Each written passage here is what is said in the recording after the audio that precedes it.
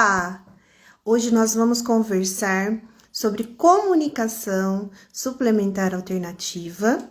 Nós vamos falar um pouco sobre as estratégias que você pode utilizar para ajudar as crianças, os adolescentes, as pessoas a se comunicarem. E vamos receber uma convidada muito especial, a doutora Rosana Dias. Ela é fonoaudióloga. Fica aqui para conhecer e aprender um pouquinho junto com a gente. Estou aqui para aprender também. Para quem chegou agora e ainda não me conhece, eu sou Elaine Moreira, psicopedagoga, especialista em ensino estruturado para pessoas com autismo, mas em especial, eu sou mãe do Matheus. Matheus é um adolescente hoje com 12 anos. Há 8 anos, nós usamos a comunicação através de figuras para a comunicação com o Matheus. Para quem não tem conhecimento sobre isso, a comunicação através de figuras, e a gente vai entender um pouco mais durante a nossa conversa hoje. E ele tem autismo, está dentro do espectro. Ajudo ele nessas estratégias para comunicação. E para isso, a gente quer compartilhar vivências reais e possíveis. Principalmente porque está chegando a volta às aulas, muitos professores, muitos pais estão mandando os filhos para a escola. Essas crianças podem ainda não usar a oralidade para se comunicar. E a gente quer contribuir um pouco com vocês para nos ajudar nesse sentido. Nós vamos aguardar a Rosana entrar. Então eu quero saber de vocês que já chegaram aí, alguém já teve contato com a comunicação suplementar alternativa? Já usou? Deixa eu ver se eu consigo chamar a Rosana aqui. Sim, eu consegui. A Flávia disse que trabalha com a comunicação. Bom dia para todo mundo que está entrando. A comunicação, ela nos ajuda muito, porque principalmente com as crianças que ainda não falam. A Rosana chegou. Vamos convidar ela para participar. Deixa eu ver se eu convido ela. Aí, aceitar. Aceitei a Rosana. A comunicação é base, né, em todas as relações que nós estabelecemos, principalmente falando na escola, que é um ambiente diferente para essa criança que saiu de um espaço da família, que mesmo a criança não falando, a família consegue entender essa criança, o que ela precisa, o que ela deseja. Estando num ambiente diferente, a gente precisa de suportes. Aqui, deixa eu ver. Aceitei a Rosana. Deu certo, Rosana? Você conseguiu entrar? Vamos ver.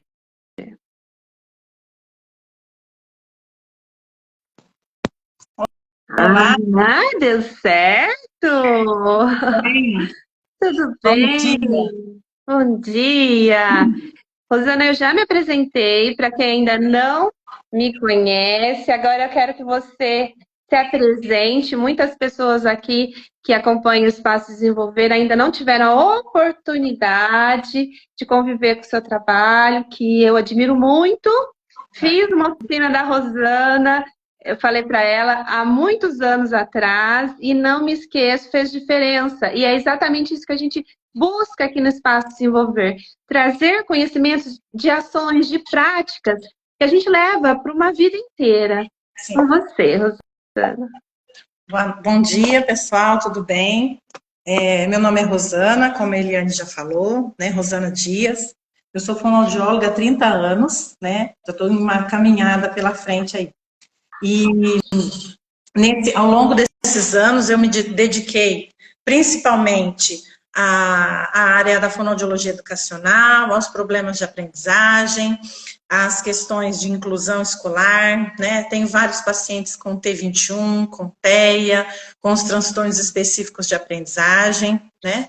E nesta caminhada, é lógico que a gente encontra pessoas muito bacanas, né? Desafios, né? E um dos desafios foi a comunicação alternativa e aumentativa, né? Do qual a Eliane me convidou para conversar um pouquinho com ela aqui e compartilhar um pouquinho da nossa experiência com vocês. Muito obrigada pelo convite, Eliane. Sim, é normal, viu, pessoal? Você sabe que eu sou Elaine, mas a maioria confunde Elaine e Eliane. É normal, já estou acostumada.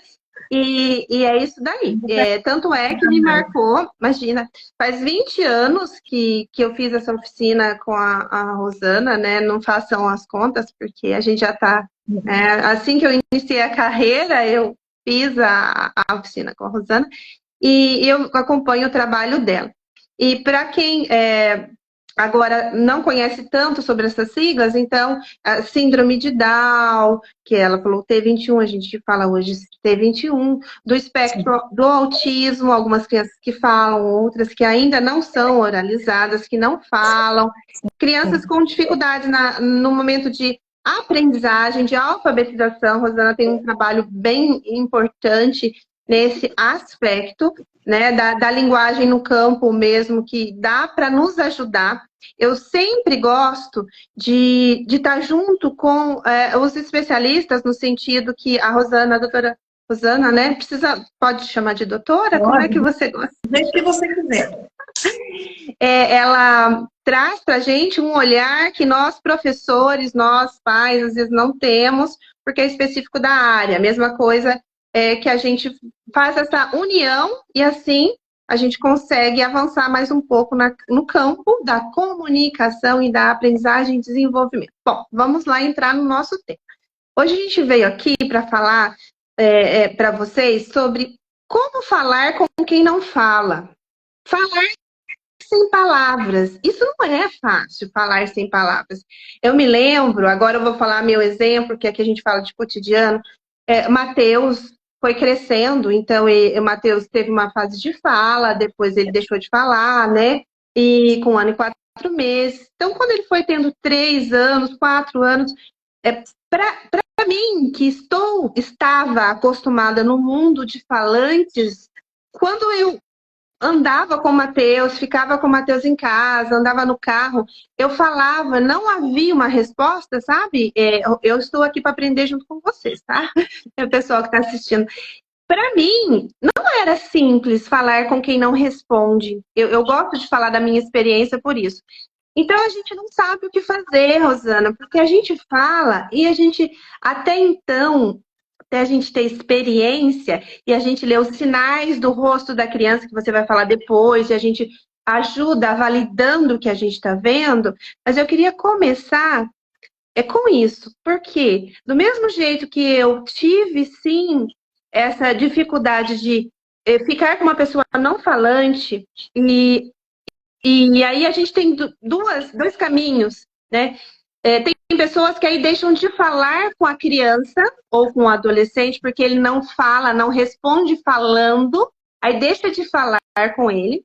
E as pessoas que tentam compreender e validar que é esse caminho que a gente espera, que eu estou ainda conseguindo chegar nele. Eu vou te dizer que não estou pronta, é um processo. Mas o que você pode ajudar para as professoras que estão chegando, para os pais que falam que está nesse caminho invertível? Falam, mas não tem uma resposta oral. É legal a gente falar pela criança, falar com o adulto, a criança perto e não falar com a criança? Essas questões que eu queria que você pontuasse, por favor. Então, a primeira coisa que a gente precisa entender, Eliane. Elaine! Tá vendo, gente? Eu não vou conseguir acertar. Olha, marquei até o nome dela aqui, gente. Como é que faz uma coisa dessa? Elaine. A primeira coisa que a gente precisa entender, Elaine, é a questão da comunicação. Uma coisa é eu pensar na fala. Outra coisa é eu pensar o que compreende o processo de comunicação. Comunicação humana, ela é muito mais ampla do que o meu processamento de fala, do que a minha capacidade de articular os sons, de produzir palavras, de dar significado, de produzir sintaticamente uma frase, de trocar turno com o interlocutor, de ouvir o que ele está falando e responder com contexto, né? A comunicação, ela envolve toda forma de expressão, né? Toda forma que eu consigo expressar o que eu estou pensando. Então, envolve gestos corporais, expressões faciais, envolve a fala, envolve o tom da minha voz, né? Às vezes eu digo a mesma frase com um tom completamente diferente. Ah, você vai na festa hoje? Vou, eu vou sim. Vou sim. Eu mudei completamente o tom a entonação da minha fala, a prosódia, e não mudei as palavras, né? E com isso, eu também posso me comunicar, então, por gestos, com o uso de imagens, né? Com vocalizadores, né? Por libras, né? Pela língua brasileira de sinais, né? Que é muito usada pelos deficientes auditivos, né? E também por autistas, né? Então, as pessoas precisam entender que a comunicação, ela é muito mais do que falar. Um mito que a gente precisa fazer cair por terra o mais rápido possível, Elaine, é que a comunicação alternativa e aumentativa, ela deve ser usada como última instância no trabalho com o desenvolvimento da comunicação. E por que existe esse mito? Porque há muito tempo atrás era assim que se pensava, não é verdade? Sim. Então, eu mesma sou testemunha, eu sou formada há 30 anos. Quando eu estudei comunicação alternativa e aumentativa na faculdade, quando você tentar de tudo e a fala não surgir, você parta para a comunicação alternativa e aumentativa. Hoje, a concepção que se tem, até mesmo para você estimular o ser humano com todos os recursos que você tem hoje pela ciência, é que você já comece com essas pessoas, né, que têm necessidades complexas de comunicação, ou que podem vir a ter, como, por exemplo, a T21, o autismo, né, o TEA, a praxia de fala, né, muitas outras, já é recomendado que o trabalho fonoaudiológico já se inicie com o uso da comunicação alternativa e aumentativa. Não porque nós entendemos que ele não vai falar, não é isso. Mas eu tenho exemplos claros aqui no consultório, aqui, que eu, partindo de mais esse recurso, para a criança, ela estruturou a fala, entendeu? Ela conseguiu estruturar a fala, ela conseguiu produzir mais palavras na frase, né? Por quê? Porque é um recurso a mais que eu estou usando, né? E nós temos que procurar por sistemas que tenham uma estrutura ou pragmática ou sintática, aí vai depender da avaliação do fonoaudiólogo para escolher qual é o melhor mecanismo que a gente vai usar. Mas o importante de tudo isso é a gente entender a concepção de comunicação. Eu acho que é muito maior, né, como a Flavinha colocou aqui, comunicação vai muito além do que só sair o som, né? E é isso mesmo, Flavinha. E outra coisa que a gente precisa entender também é que a gente tem que presumir competência nas pessoas. Eu acreditar que aquele ser humano tem competência. Não é porque ele não fala que ele não compreende. Né? Então, presumir competência é muito importante. Eu tenho autistas aqui no consultório que não falam, mas que sabem fazer conta, que conhecem números, que leem palavras. Se a gente não presumir competência nesses seres humanos, nós vamos partir de um princípio muito raso, que as pessoas não são capazes de aprender nada porque não se comunicam pela fala.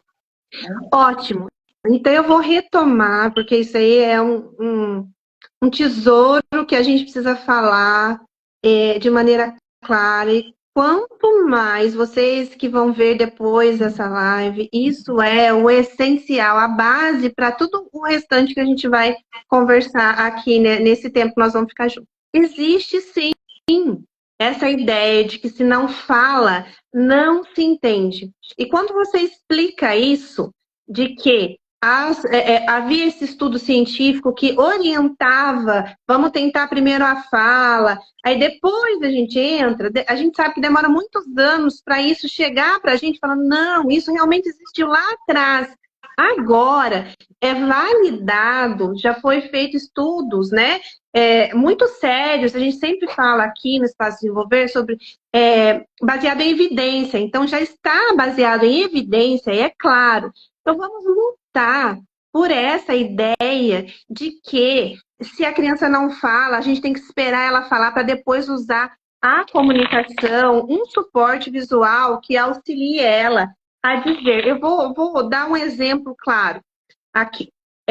Por exemplo, teve um dia desses, vamos presumir competência, como você disse, que o Matheus não queria, Matheus, meu filho, não verbal, não queria ficar num atendimento que era novo, então ele não conhecia a terapeuta nova, era uma coisa nova para ele. E ele começou a chorar, e ele usa o aplicativo, depois eu vou mostrar para vocês, e eu falei, Matheus, o que é que você está chorando? Me explica. Ele foi lá e apertou, envergonhado.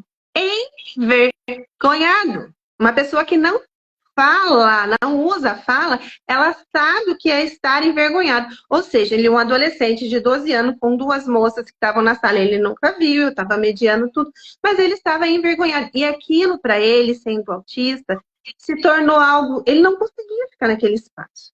E a gente validar isso é bem importante. E presumir o potencial, eu falo muito disso também.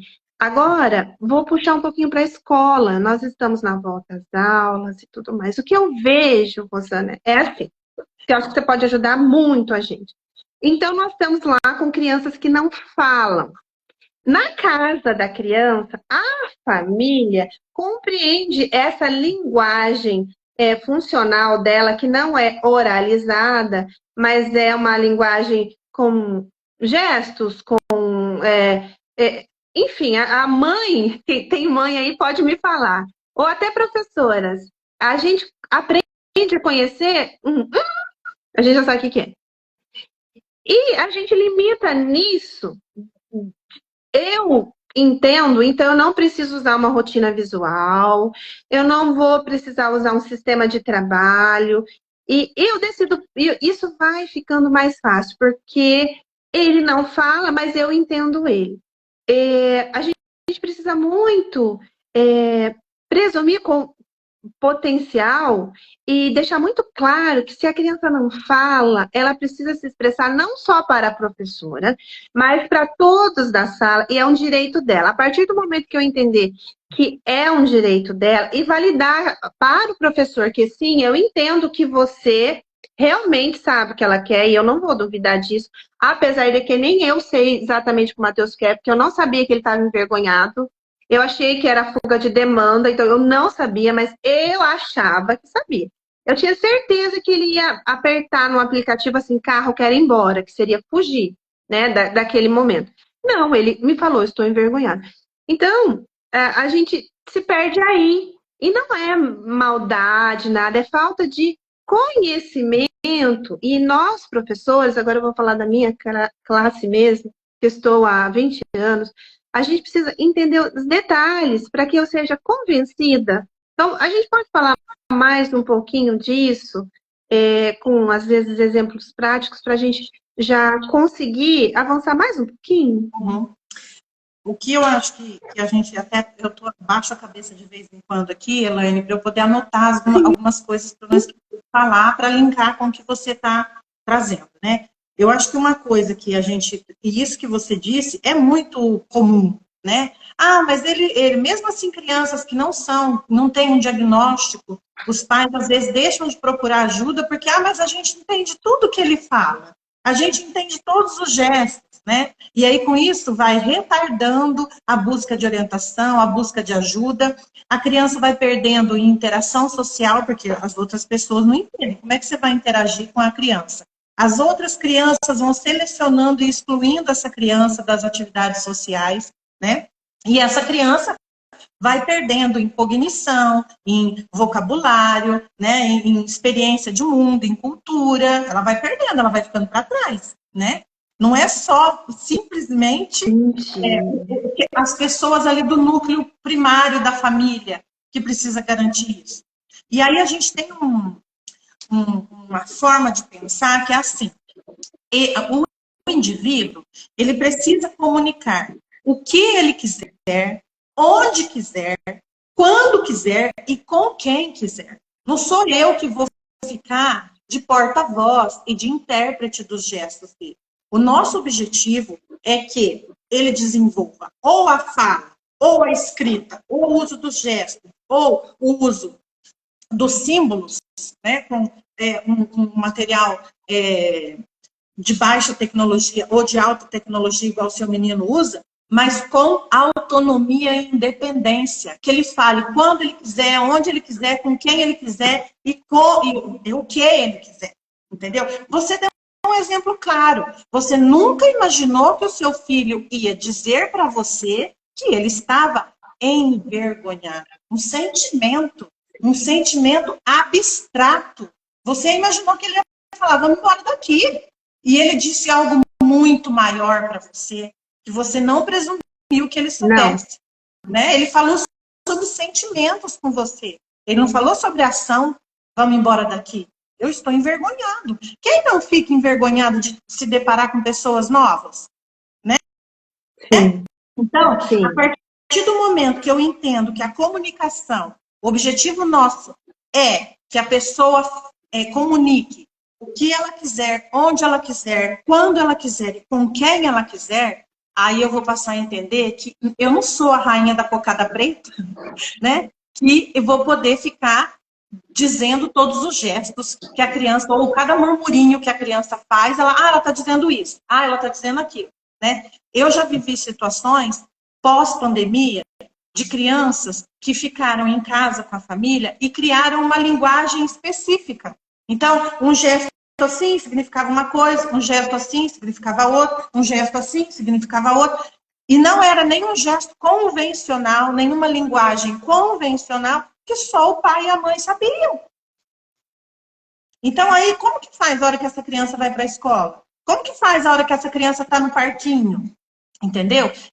Então, é sobre isso que a gente precisa pensar.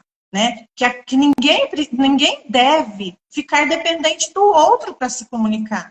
E isso eu estou falando também de uma criança com paralisia cerebral, na cadeira de rodas, na cadeira adaptada, que tem meios diversos para que essa criança possa usar uma comunicação alternativa. Existem ponteiras na cabeça que a criança põe, porque às vezes é só a cabeça dela que mexe. Existem sistemas só no olho, né? A varredura do olho já escolhe o símbolo, né? Que a criança... Então, a gente tem que entender isso. A criança não pode ficar dependente de nós, né? De uma pessoa só, né? Porque isso vai limitar o desenvolvimento cognitivo, limitar a aprendizagem, limitar a parte social, né? Limitar até com a família. Você imagina se a Eliane não tem esse sistema à disposição do filho dela, como é que ela ia descobrir que o menino estava envergonhado? Eu acho que assim, isso que você está falando para a gente, pessoal, isso é ouro. Vamos compartilhar depois essa live. Isso é ouro, que você está compartilhando com a gente, e eu te agradeço por isso. Porque, veja, vamos só retomar.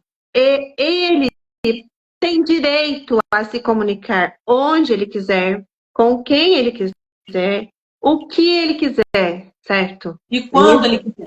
Então, e quando ele quiser. E quando ele quiser. Onde, quando e com quem. Certo, quando ele quiser. E se eu opto, porque eu acho que isso não é uma opção, mas eu estou falando de escola, mas eu só... É porque é um suporte necessário, mas isso é novo para a gente. Então, não, é algo que agora a gente está construindo, que você está ajudando. Ele está perdendo... Eu adorei, fez muito sentido para mim. Meninas que estão aí, comentem. Fez muito sentido para mim quando a Rosana diz assim, olha, eu estou limitando ele, não estou introduzindo uma comunicação que ele possa aprender mais coisas, eu estou limitando ele está perdendo repertório, ele está ficando para trás, porque eu aceitei ficar com o que ele veio fazendo, que é os gestos que às vezes a mãe me contou na entrevista. A gente está no momento das entrevistas, que a mãe fala para a escola, o que ele faz quando ele quer ir ao banheiro? Vou dar um exemplo do banheiro, Rosana, que eu trabalho bastante isso com o pessoal lá no Espaço Desenvolver e as meninas que a gente faz acompanhamento. Então, a criança tem alguma coisa, vê que ele fica inquieto, não põe a mão, mas vê, já sabe que ele quer fazer xixi. Ah, mas eu sei quando é. Tá, eu sei como é. Ele de volta lá naquilo que você falou. Mas como é? Ele tem direito a falar isso em outros espaços. E então, tudo bem que eu sei, mas qual é o sistema que eu vou usar para que, se eu não estiver, se eu faltar na escola aquele dia, eu peguei um atestado, eu não estou mais, ele vai saber para falar aonde ele quiser, quando ele quiser, porque pode ser que não siga. Vamos pegar esses 4 pilares aí, não sei como é que vocês chamam, mas para a gente falar. Então, introduzir nesse momento um suporte visual, que a gente chama na escola de pista visual, rotina, é muito importante, porque vai ajudar demais. A Kátia, terapeuta, me ajuda muito com o Matheus também. Eu gosto muito dela. Excelente profissional, é uma das parceiras que está com o Matheus há 10 anos. Kátia? 10 anos. E é muito sério isso, sabe? Que você falou do exemplo do banheiro, porque às vezes a família, mas a gente sabe tudo que ele quer. É muito, né? É se achar o Deus, né? É se achar assim, olha, eu sei tudo que meu filho pensa. E o exemplo tá aí que você colocou, né? Você não sabia que seu filho sabia o que era envergonhado. Então, a gente não pode se achar, eu supro todas as necessidades do meu filho, então ele não precisa de nada de comunicação alternativa, porque eu entendo. Só que ele não é para comunicar só necessidades básicas, mesmo porque tem criança que levanta da sala e vai no banheiro, sem falar uma palavra. Não é? Se for uma escola onde ele tem autonomia para andar dentro da escola, ele levanta e vai. Né? Não é só para isso, não é só para necessidade básica. É para dizer, por exemplo, o seu exemplo para mim foi muito bonito. É para dizer, por exemplo, olha, talvez não queira ir embora, mas eu estou envergonhado. Né? Tipo assim, você pode me ajudar, fazer alguma coisa para diminuir essa vergonha minha? Né? Não precisa ir embora. Não está nesse grau, não está nesse limite de demanda. Não é isso. Né? E você não né? Se ele não tem esse recurso, né? Se você ficar pensando miúdo só na questão da fala, é muito pequeno, é um pensamento muito pequeno. E para isso, eu vou linkar, como você falou da escola, eu acho que a gente precisa ter, Elaine, eu já ia errar de novo. Elaine, a gente precisa ter uma outra coisa muito importante quando estamos falando de comunicação alternativa e aumentativa, o treino dos parceiros de comunicação. Mas eu não sei mexer com isso. Mas eu nunca vi isso na minha vida. Mais uma coisa para mim, né, são os parceiros da comunicação. Eles precisam ser treinados, né? Nós precisamos aprender a manusear esses materiais, sejam de baixa tecnologia ou de alta tecnologia, nos tablets, nos recursos que a gente tem. E isso vai tornar a nossa interação tão mais fácil, tão mais leve, porque eu vou ver coisas vou conhecer a pessoa que ela já sabe muita coisa e ela não consegue verbalizar, né? Ela não consegue falar, né? Mas ela vai ter outros recursos para mostrar quem ela é, né? Você já imaginou que por meio da comunicação alternativa você pode ensinar conceitos na escola que ela pode mostrar para você que ela sabe ler por meio da comunicação alternativa, que ela lê e compreende, que ela pode escrever, que ela pode calcular por meio da comunicação alternativa, né? E às vezes é uma pessoa que está na cadeira de rodas, que está numa cadeira adaptada, que não mexe uma parte do corpo, mas tem o cognitivo preservado. E ela precisa de um meio para mostrar isso para você, né? Não é só o autista que se beneficia da comunicação alternativa, né? Tem muitas pessoas que se beneficiam, até, por exemplo, um adulto, ele teve um AVC, não consegue verbalizar, vai fazer terapia? Vai fazer terapia, mas eu também posso usar o recurso da comunicação alternativa com um adulto também, que está com uma afasia séria, que está com uma dificuldade grande de comunicação, né? Então, esses parceiros da comunicação, Elaine, são de extrema necessidade, né? Não é para pegar a pasta, ou o livro, ou o tablet e jogar na mão das pessoas, não. a gente precisa saber usar, mesmo porque uma das etapas mais importantes da implementação da comunicação alternativa e aumentativa é a modelagem. São bons modelos para a criança, para o jovem ou para o adulto aprender a usar. Isso. Eu falei muito sobre isso com as meninas. É a gente adulto, né? Nós fazermos uso para aquilo fazer sentido, né? Mas uso em contexto, para aquilo ter sentido. Porque muitas crianças, principalmente as que estão no espectro, elas veem o contexto, não veem o individual, elas veem o contexto. Por exemplo, vou dar um exemplo. A criança vê a mãe trocando de roupa, eu já sei que vai sair. Na sala, vê guardando as coisas, eu já sei que... Então, precisa de um contexto para que se entenda que... Então, o adulto usar, nós usarmos para isso, como você disse, a gente precisa treinar, a gente precisa entender como fazer para não fazer algo que fica aversivo. Por exemplo, por que é tão importante esse conhecimento e essa capacitação, Rosana? Se eu fico exigindo da criança que ela aponte, aquilo pode ficar, nesse primeiro momento, que aquilo não está fazendo sentido para ela, né? E eu estou dando uma demanda, a gente sempre fala demanda, mas a gente está dando um serviço para ela, estou mandando ela fazer alguma coisa, e aquilo não faz sentido para ela, então isso pode ficar aversivo. Então a gente precisa ter muito cuidado e aprender a usar, que são os parceiros de comunicação, aprender a falar mais sobre isso nas nossas formações, aprender a usar, aceitar isso e ver o quanto é importante e depois colocar em uso. Eu só queria fazer, a gente convidou a Ana, nós aqui de Guaxupé, a gente conhece, tem um aluno nosso da rede, é o Dudu, a mãe dele não está aqui, a Ana, porque ela não pôde, ele está precisando de cuidados especiais. Mas eu falei com ela e ela deixou um relato que eu queria fazer para vocês. Que ele tem paralisia cerebral e ele também mexe muito pouco, né? E ela conseguiu introduzir a comunicação através de imagens e as professoras da rede, muitas tiveram a oportunidade de auxiliá-lo, junto com as orientações que vieram. E ela falou para mim, Elaine, a primeira vez que a fonoaudióloga disse para mim, pergunta para ele.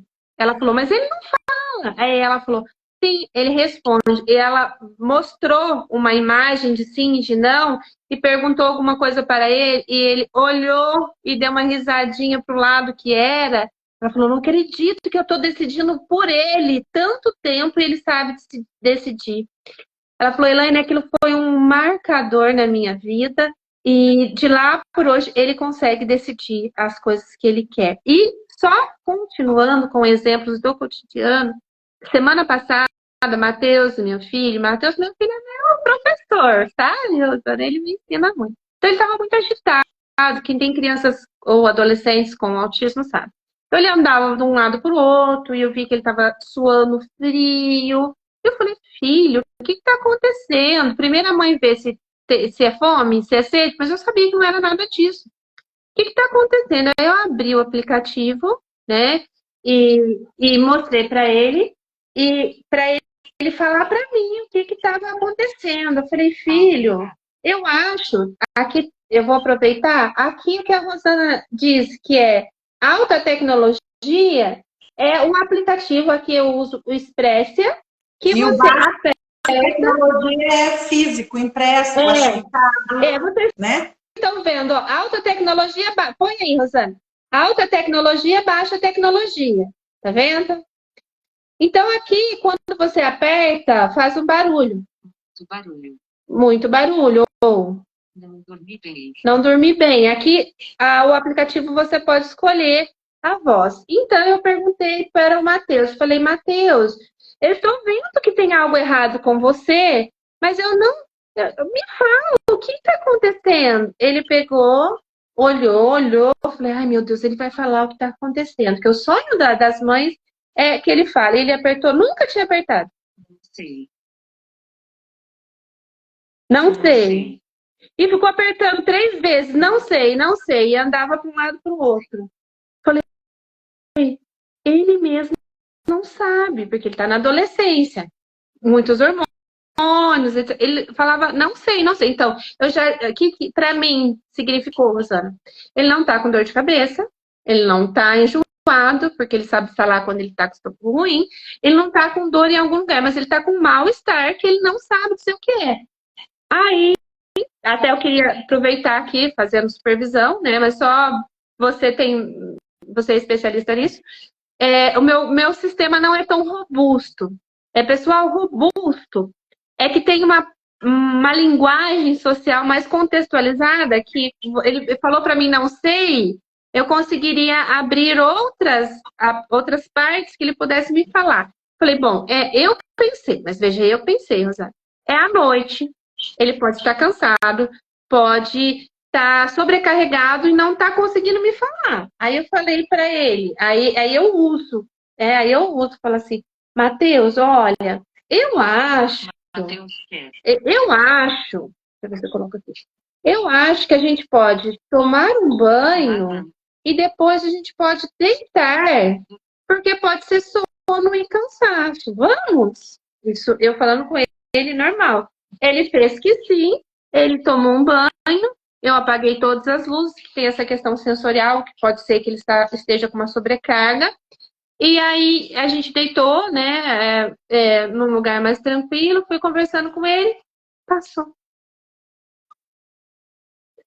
E veja, quanto é importante, porque se eu desse um dipirona para ele, ou a Flavinha escreveu que é maravilhoso ser compreendido, gente. Assim, eu me emociono porque compreender o nosso aluno, compreender o nosso filho, ele disse, eu não sei, mãe, eu não sei o que está acontecendo, mas está alguma coisa errada. E, bom, queria que você falasse um pouco, desse algumas dicas, porque o dia a dia é assim, né? Isso é muito importante, né? Uma coisa que eu queria falar é que você pegou o recurso e você não deixou de falar, né? Então, muitas pessoas podem pensar assim, mas por que ela está usando o recurso? Ela fala, ele escuta, ele não é surdo, então ela não precisa usar o recurso, é só ele que precisa usar o recurso. Mas aí, pessoal, entra várias questões em jogo.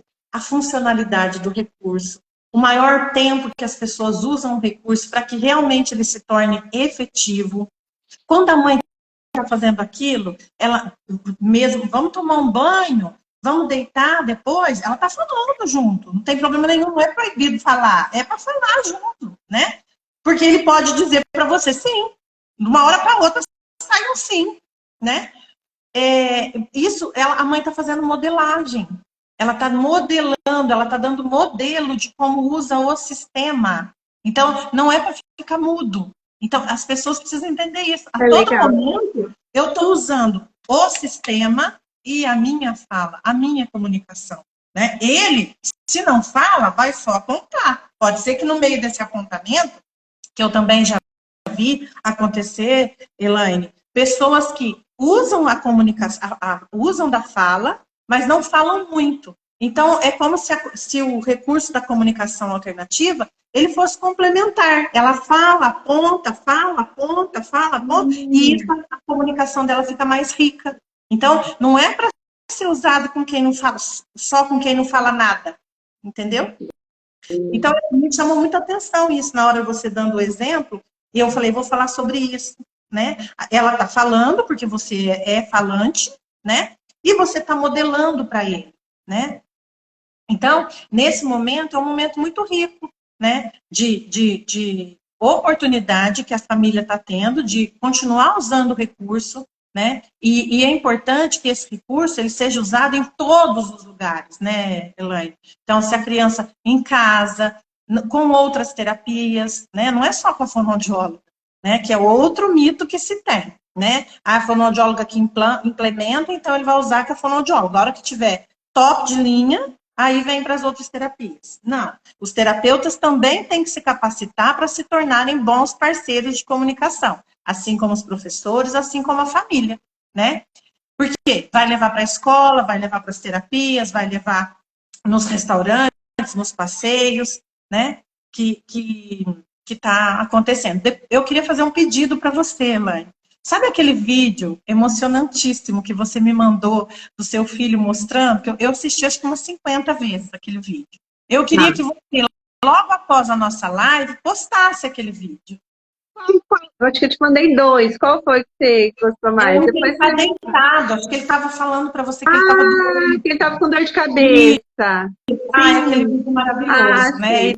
Ele usa o recurso com, nossa, e falando, a gente até usa a palavra falando. Sim. Na verdade, a gente deveria usar a palavra comunicando, né? E comunicando para você que ele estava com dor de cabeça. É um vídeo curtinho, gente, mas tem tanto sentido. Deixa eu ver o que a Flavinha está perguntando aqui. Eles usam mesma maneira de comunicação, para que ele não se perca. Peraí, não consegui ver. Para que ele não se perca na comunicação alternativa, seria isso? Ah, eu não entendi, Flavinha, a sua pergunta. Pergunta de novo. Deixa de lado, quando ele quer, ele pega a ficha e me entrega. É maravilhoso. Eles usam a mesma maneira de comunicação, para que ele não se perca na comunicação alternativa. Seria isso? Eu não sei, é porque tá quebrado aqui, eu não estou entendendo o que você está querendo dizer, Flavinha. Eu acho que talvez ela possa ter falado que... Bom, vamos deixar ela escrever, né? Às vezes, depois você pergunta de novo, Flavinha. E se outras pessoas tiverem, podem mandar. Vamos aproveitar a Rosana aqui, que está nos ajudando tanto. Bom, perfeito. Então, só retomando até aqui nessa primeira rodada que a gente fez, né? Que ele tem direito de se comunicar onde ele quer, com quem ele quer, o que ele quiser e quando ele quiser. Isso aí para a gente limitar isso. Ela escreveu, olha lá, ó. Para que ele não se perca na comunicação alternativa, seria isso?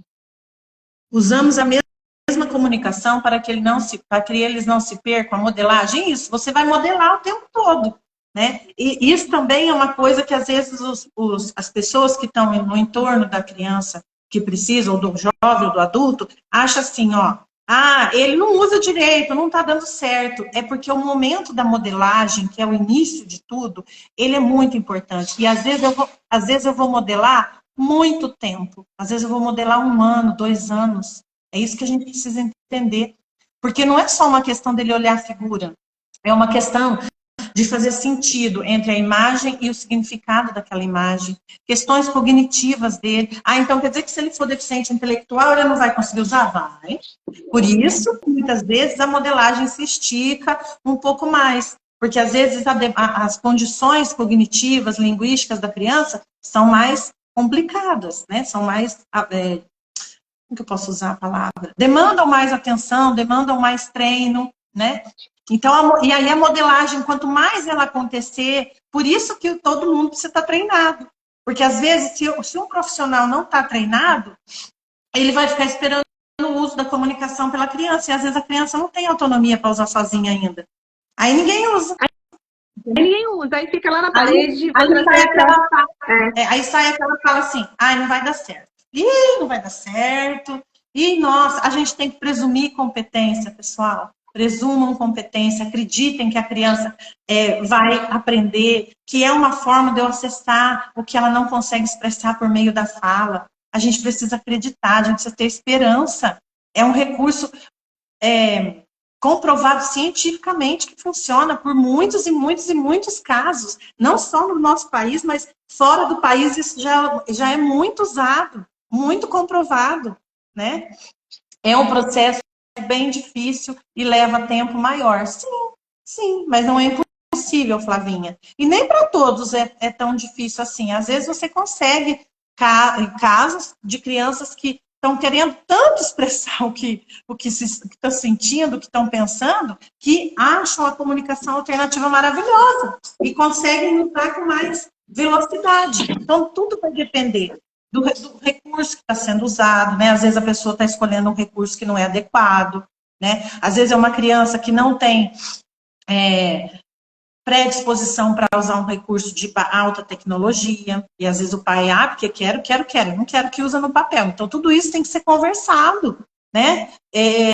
Às vezes é uma família que não tem condição financeira de comprar um recurso de alta tecnologia. Ah, então não tem jeito, que tem que ser o tablet. Se não for o tablet, não. Eu estou mostrando aqui, ó, recursos de baixa tecnologia, são impressos, plastificados, encadernados, entendeu? Olha lá, ó. O filho dela também tem, né? Esse sistema que ela está mostrando é o POD, né? É o POD. Mas a gente tem esse outro também. Eu queria aproveitar o seu gancho de tempo, tá? Que eu tenho um exemplo do cotidiano. Pessoal, isso que vocês estão vendo de sentimento, eu falei para vocês que o Matheus começou com 3 anos, com a psicóloga Luciana Bárbara, ela que introduziu. Eu digo que a educação inclusiva é muitas mãos. Eu valorizo todas que passam, todas as professoras, valorizo toda a equipe que luta para que a criança se desenvolva em todos os aspectos. Mas veja, Matheus começou com 3 anos e com 12 anos ele começou a falar dos sentimentos. Até então ele só pedia. Então quanto tempo que ele levou? 3, 4, 5, 6, 7, 8, 9, 10, 8 anos. Não é 8 para falar de sentimento. Ah, mas ele só pede, é igual um cardápio. Tá, eu levo 8 anos para o meu hoje estar falando de sentimentos, do que ele sente ou que ele não sabe. E a gente tem muita coisa pela frente para fazer. Então, essa questão do tempo, principalmente na escola, nós temos um desafio. Por quê? A professora fica com o aluno normalmente 1 ano, certo? Então, a gente precisa deixar muito claro que ela vai começar. Então, quando a Rosana fala de modelagem, é usar em contexto de forma significativa. Então, eu vou usar e você vai iniciar no dia a dia da rotina. Mas como isso realmente vai ver os frutos? Pode ser que seja em 8 meses, 5 meses, 2 semanas, 3 semanas, mas pode ser que leve mais tempo. Mas é importante a gente presumir potencial e acreditar que vai vir. Isso vai acontecer, né? A Dani aqui, nossa parceira do Espaço Desenvolver também, é especialista aí em assuntos do ABA, comportamental, a Mi, ela está dizendo que esse é importantíssimo, porque a criança precisa se sentir compreendida e a gente precisa compreendê-la. Então, professores, pais, demora? Sim, mas vamos começar, vamos entender que nem tudo que eu começo eu vou ver todo finalmente, mas há um grande valor em começar, em fazer sentido, em modelar, como diz na linguagem aí que a Rosana está trazendo para nós, e fazer daquilo parte da rotina. Sim. Eu queria completar a fala sua com 2 pontos muito importantes. Quando você diz aí do tempo que o seu filho demorou, né, para usar a comunicação, né, tudo isso depende de muitas coisas, né, não dá para a gente julgar que ele demorou porque talvez ele seja uma criança mais grave, não dá para a gente pensar nisso, tá? Porque tem que ser considerado vários quesitos. Mas a gente precisa pensar em algumas coisas. Por exemplo, todo o trabalho para a implementação da comunicação alternativa, ele tem um passo a passo. Não é simplesmente pegar ou um recurso de alta tecnologia, como fala,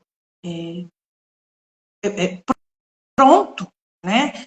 Super montado já, e jogar na mão da criança ou da família, ou pegar um álbum grande, seja desse aqui que eu estou mostrando, ou esse que você mostrou aí, que também é um álbum denso, né? E jogar na mão da escola, e jogar na mão dos terapeutas, e jogar isso, vira ele de lado para que as pessoas vejam a espessura dele, Elaine. Olha, é um álbum denso, pessoal, muito denso, né? Então, isso é feito passo a passo, né? A implementação é feito passo a passo. O tamanho do recurso, ele também é escolhido. Nós temos recursos mais finos, ó, esse já é um álbum mais fino, tá vendo? Temos recursos mais complexos, tá vendo? Então, a gente vai escolhendo de acordo com a avaliação prévia do caso, certo? Isso é um estudo que é feito. Nesse estudo, uma das coisas que a gente avalia são as funções da comunicação. Então, como que ele se comunica? Hoje, ele faz pedidos, ele expressa seus desejos, ele expressa opiniões, ele solicita, ele discorda das coisas, ele verbaliza os seus sentimentos, tudo isso são funções da comunicação. Quanto mais funções eu vou trabalhar, né, ou a minha criança, ou meu paciente já tem, meu aluno já tem, mais complexo é o recurso que eu vou usar. Quanto menos funções comunicativas, funções da linguagem, essa minha pessoa tem, mais simples vai ser o recurso, porque isso vai envolver gradativamente, passo a passo, o que eu quero fazer. Então, a complexidade do recurso depende de onde eu vou partir. Não é o mesmo recurso igual para todos, não é. São escolhidos de acordo com cada indivíduo. É um trabalho totalmente humanizado e personalizado para cada indivíduo. E daí também eu pensei, na hora que você estava falando, por exemplo, a gente começa montando, eu estou preocupada com o tempo, senão derruba a nossa aula. Mas alguns minutinhos. A gente começa podemos fazer pranchas temáticas, né? Então, lá na educação infantil, a professora vai brincar de massinha, nós temos a prancha temática das brincadeiras da massinha com as palavras que mais aparecem na hora da brincadeira da massinha. Então, amassar, apertar, cortar, cor, enrolar, fazer bolinha, fazer bichinho, são palavras que mais acontecem naquele momento. Então, nós temos uma prancha temática para aquele momento, que ela vai se tornar muito mais funcional. Isso tudo é um processo, pessoal. A gente precisa se unir, a gente precisa presumir competência nas pessoas. Presuma competência em você também. Eu sou capaz de aprender a usar a comunicação alternativa. Ótimo! Não é? Ai, nossa, não sei, nós não temos conhecimento. Ai, gente, não tem, mas vamos aprender. Nós não nascemos sabendo tudo, né? Eu acho que a gente não pode ficar com esse chavão lá e não tenho conhecimento. Não tem, vamos buscar. Se eu tivesse parado no meu conhecimento de 30 anos atrás, gente, olha, eu acho capaz que eu nem tinha paciente hoje. Porque, né? Tudo verdade. tanto. Meu Deus, como eu estou sempre assim, me questionando, sabe? Será que eu estou fazendo o que é mais atual? Será que eu tenho coisa melhor para oferecer para o meu paciente? Será que eu não tenho nada mais efetivo para trazer? Eu acabei de fazer um curso de certificação internacional do método POD, né? Por quê? Porque eu quero ofertar o que é melhor. Por mais que eu tenha já 30 anos de formada, eu sempre questiono a minha formação, porque eu quero ofertar o melhor. É isso mesmo. Então, você falou das pranchas temáticas. Para fazer um link aqui com o pessoal, nós tivemos essa semana um fórum de boas práticas e a professora Rosângela e eu trabalhamos no AE e a gente trabalhou muito com pranchas temáticas e a gente inclusive fez esse relato explicando a importância dessa, a gente fala dessa pista visual, de mostrar para a criança o que a gente espera que ela faça com a massinha, o que a gente espera que ela faça com aquele pedaço de papel que é uma dobradura, que é exatamente, coincidentemente, você validou o que a gente falou, que é exatamente isso. Então, eu estou trazendo uma previsão do que eu espero que ela faça. Como é aquele brincar, né? Que é um sistema de trabalho, que a gente conversa muito sobre isso no ensino estruturado. E casou muito bem. Bom, como a gente está no tempo um pouquinho curto, só uma coisa importante que eu quero que você fale, o tempo da criança. Parece coisa simples, mas não é. O tempo de resposta da criança. Então, nós, falantes, e nós, vou dizer assim, neurotípicos, muitas de nós é muito rápido. Eu falo, você responde. Eu falo, você responde. Tem crianças, principalmente... Gente, não deixa nem a gente falar. Não, tem gente que não deixa a gente falar. Responde pela gente. Mas eu vejo muito isso. Eu tive uma experiência recente com uma pessoa que ela foi oferecer um copo... Eu estou trazendo sempre exemplos do cotidiano, tá? Um copo de água para o Matheus. E o Matheus estava fazendo uma estereotipia. A estereotipia é um movimento repetitivo que, quando ele precisa se reorganizar, ele faz. E aí ela falava assim, Matheus, Matheus é água, Matheus é água, Matheus é água. Elaine, ele não pega água. Porque ela ainda não tinha entendido. Matheus tem assim uns 10, segundos, às vezes, que eu falo, que ele emite a resposta. Aí eu expliquei para ela, ela não fazia noção disso. Era um outro local que eu estava. Era uma pessoa, vou dizer assim, leiga, no sentido, não era da educação nem da saúde. Mas nós, professores, também precisamos saber disso, desse tempo de falar e o tempo de esperar a resposta, que pode ser diferente. Você pode falar um pouco? Posso. E aí me lembrou, eu tenho tempo para falar? Como é que tá? Porque eu fico ansiosa. 5 minutinhos e aí a gente dá a mensagem final. Tá.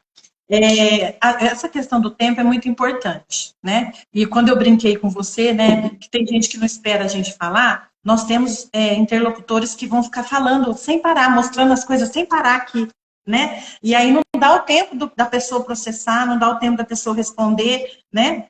Então, por isso que existe o treino do parceiro da comunicação, para a pessoa poder aprender a dar tempo para o outro. E esse tempo, às vezes, é um tempo maior do que o meu, e eu tenho que aprender. E, às vezes, eu estou esperando uma resposta aqui, e essa resposta vem com um gesto corporal. Entendeu? Eu estou esperando uma resposta aqui, mas a criança ainda não está tão funcional aqui. Mas ela balança a cabeça, ou ela faz um gesto de felicidade, ou ela dá uns pulinhos, ou ela dá um grito forte de que não é aquilo, que ela não quer aquilo. Então, a gente tem que aprender, nesse treino de parceiros da comunicação, a gente aprende a olhar o contexto como um todo, entendeu? E com isso me lembrou, quando você estava falando, me lembrou de um documento muito importante que foi lançado agora no Brasil, que é o Parecer 50, da Conselho Nacional da Educação, né? No Parecer 50, é muito bem falado o quanto a gente precisa entender e conhecer a nossa criança, o nosso jovem, o nosso adulto. Para eu saber, por exemplo, como que ele não fala, tá? Ele não fala, ou ele fala pouco. Mas como que ele demonstra tristeza? Como que ele demonstra alegria? Como que ele demonstra... como que ele se desregula? Né? Quais são? O que desregula ele? Quando ele quer as coisas, por exemplo, ele quer ir no banheiro, ele não está usando a comunicação, ele está aprendendo ainda, mas ele demonstra que ele quer ir ao banheiro, ele demonstra felicidade, ele demonstra. Então, a partir do momento que eu conheço, que eu fiz essa interação com a família, que a família me contou quem é o Joãozinho, né? Eu vou saber observar melhor os comportamentos dele, que às vezes não vai vir aqui a resposta. Eu fiz a minha modelagem, eu mostrei, eu falei, mas às vezes a resposta dele não vai vir aqui. Às vezes a resposta dele vai ser pessoal. Certo, né? Então, ótimo. A gente precisa observar tudo. Não é só funcionar. Porque às vezes eu fico olhando para a pasta e a criança está assim e eu não estou vendo. Verdade. Muito. Você não aprende muito. Como o nosso tempo está curto. Vocês entendem agora por que a gente precisa treinar com o parceiro da comunicação? Porque é uma coisa muito rica a gente observar, a gente aprender a observar tudo, o contexto, né? Sim, verdade. Então, Bom, pessoal, é sobre isso. Perfeito, Rosana. Antes de você deixar a sua mensagem final, eu quero dizer para vocês que o Espaço Desenvolver, a gente está muito feliz de dizer que a Rosana é nossa parceira, que ela vem para Guaxupé presencialmente. Nós vamos fazer 2 formações, uma para ensino fundamental, a gente vai falar um pouco de alfabetização, de linguagem, uma para o infantil, que a gente vai falar muito sobre as questões que envolvem a comunicação funcional, a comunicação alternativa e outras questões. Então, Rosana agora é nossa parceira. E nós temos oficinas programadas para acontecer. Já vou deixar o convite. Venha estudar com a gente, tá? Brevemente a gente vai colocar mais detalhes de como vai fazer, mas a gente não quer ficar sem você, Rosana. A gente, como diz a Dani, a gente já te adorou. Nós precisamos nos unir. Quando eu falei com a Rosana, eu falei, vamos nos unir. A gente precisa trazer um conhecimento que seja de fácil compreensão e que atenda as nossas crianças. Eu queria que você deixasse sua mensagem final para todo mundo, porque o nosso tempo já está chegando ao fim. Eu queria agradecer o convite, né? Estou imensamente feliz. É um assunto assim que eu tenho me apaixonado cada vez mais e tenho percebido que eu preciso estudar muito, preciso batalhar muito por essa comunicação ampla e restrita, né? Agradecer o seu convite, né? Agradecer as pessoas que assistiram a live agora e aqueles que vão assistir depois. Sim. Compartilhem, pessoal, com o conhecimento. Compartilhem as lives, né? Essa live vai ficar salva, vai ficar gravada, né? Eu fiquei muito contente com o convite da Elaine de fazer essas parcerias aí em Guaxupé e estamos juntas. Muito Obrigada. Para vocês que conseguiram acompanhar a live, muito obrigada pela contribuição. E sim, vamos mudar, vamos compartilhar esse vídeo para que outras pessoas entendam. O que a Rosana trouxe para a gente é ouro. Eu espero de verdade que vocês tenham aproveitado tanto quanto eu. Como foi significativo entender, Rosana, de verdade, essas questões que eu posso sim me comunicar aonde eu quiser, o que eu quiser, quando eu quiser, né, com quem eu quiser. Então, isso para mim fez muita diferença. Muito obrigada e até breve. Mando notícia para vocês de quando vai ser o curso. Até mais. Tchau, tchau. Beijo a todos. Até mais.